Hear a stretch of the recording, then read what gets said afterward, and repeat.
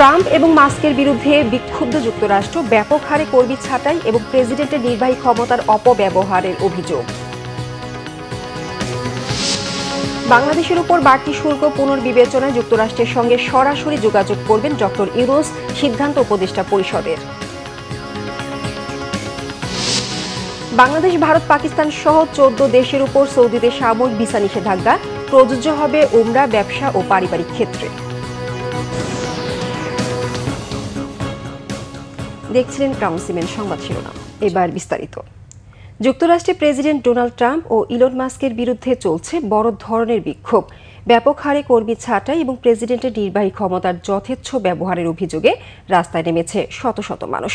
শনিবার দেশটির 50টি অঙ্গরাজ্যে প্রায় 1200 বিক্ষোভ সমাবেশ আয়োজিত হয়। Boston, Chicago, Los Angeles, new York এবং ওয়াশিংটন ডিসি সহ অন্যান্য শহরে হাজার হাজার মানুষ বিক্ষোভ সমাবেশে অংশ নেন। এ সময় বিক্ষোভকারীরা সামাজিক থেকে শুরু করে অর্থনৈতিক বিষয় পর্যন্ত প্রেসিডেন্ট ট্রাম্পের প্রতি তাদের ক্ষোভ জানান। যুক্তরাষ্ট্র ছাড়াও লন্ডন, প্যারিস এবং বার্লিনেও বিক্ষোভ পালিত হয়। বিক্ষোভকারীদের হাতে ছিল যুক্তরাষ্ট্রে কোনো রাজা নেই, মাস্কে বিতাড়িত করুন লেখা প্লে কার্ড। ওয়াশিংটনে হাজার হাজার অধিবাসী হালকা বৃষ্টির মধ্যেই এই বিক্ষোভে অংশ নেন। বাংলাদেশি পণ্যের উপর 37% আমদানি শুল্ক আরোপ পুনর্বিবেচনার বিষয়ে প্রধান উপদেষ্টা সরাসরি যুক্তরাষ্ট্র কর্তৃপক্ষের সঙ্গে যোগাযোগ করবেন। ডোনাল্ড ট্রাম্পের এই সিদ্ধান্তের ফলে বাংলাদেশি পণ্য রফতানির ক্ষেত্রে সম্ভাবনা ও ঝুঁকি দুটি থাকলেও বাণিজ্য ঘাটতি কমিয়ে রাখতে চায় বাংলাদেশ।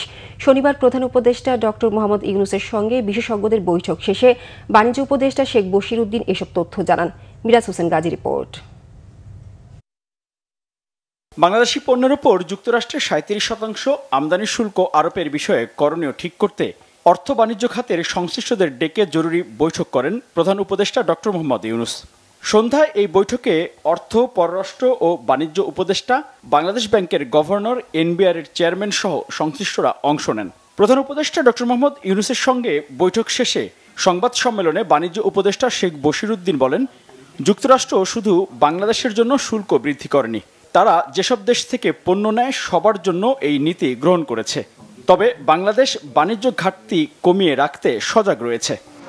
আমরা এখানে সম্ভাবনাও দেখছি, আর যে সম্ভাবনার বিপরীত যে বিষয়গুলো রয়েছে আমরা সেইগুলোকে সম্পূর্ণভাবে উপলব্ধি করে বাণিজ্য ঘাটতি কমিয়ে এনে আমরা আশা করছি যে তুলনামূলকভাবে আমরা আমাদের প্রতিযোগী দেশের থেকে একটা ভালো অবস্থানে যাওয়ার প্রচেষ্টায় রত আছে।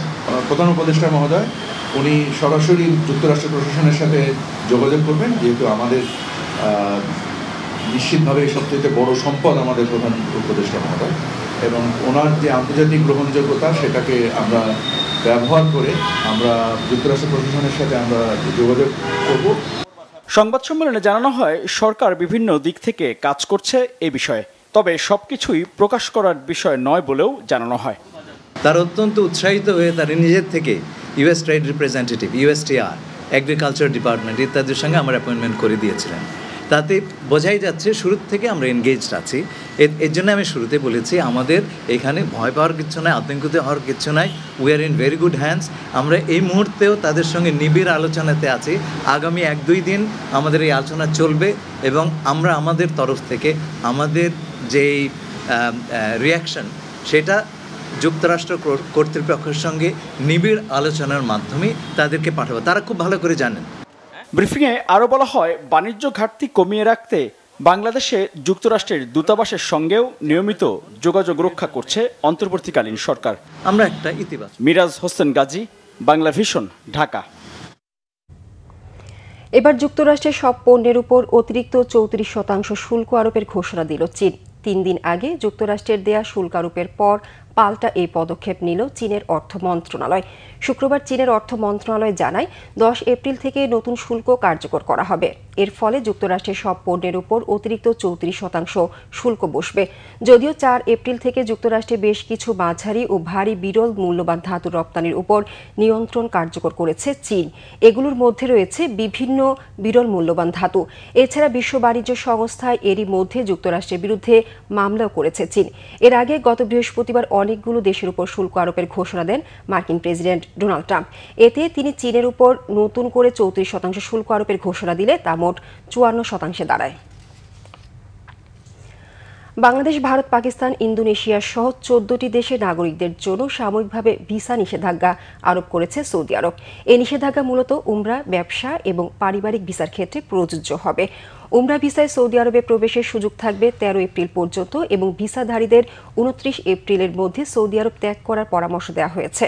সৌদি কর্তৃপক্ষ জানিয়েছে, কিছু যাত্রী দীর্ঘমেয়াদী ভিসা নিয়ে সৌদি আরবে প্রবেশ করে অনুমতি ছাড়া হজে অংশ নেন, আবার কেউ কেউ হজ শেষে দেশে না ফিরে অবৈধভাবে অবস্থান করেন। এই পরিস্থিতি মোকাবেলায় ভিসা নিষেধাজ্ঞার সিদ্ধান্ত নেওয়া হয়েছে। ধারণা করা হচ্ছে এই বিধিনিষেধ আগামী জুন মাসের মাঝামাঝি সময় প্রত্যাহার করা হতে পারে। রাজধানী শাহবাগে ফুলের দোকানে আগুনে 5 জন দগ্ধ হয়েছেন। দগ্ধদের ঢাকা মেডিকেল কলেজ হাসপাতালে বার্ন ইউনিটে ভর্তি করা হয়েছে। শনিবার রাত 10টার দিকে গ্যাস সিলিন্ডার থেকে আগুনের সূত্রপাত হয়। ফায়ার সার্ভিসের 5টি ইউনিট 1 ঘণ্টার চেষ্টায় আগুন নিয়ন্ত্রণে আনে। ফায়ার সার্ভিস গ্যাস সিলিন্ডার থেকে আগুনের সূত্রপাত বলে ধারণা করছেন। দগ্ধ ব্যক্তিরা জানান, তারা শাহবাগে ফুলের মার্কেট সংলগ্ন একটি টিন শেড ঘরে গ্যাস সিলিন্ডারের মাধ্যমে বেলুনে গ্যাস ভরে বিক্রি করেন। রাতে তারা 5 জন সিলিন্ডার থেকে বেলুনে গ্যাস ভরছিলেন বলে জানা যায়। এ সময় হঠাৎ করে আগুন ধরে যায়।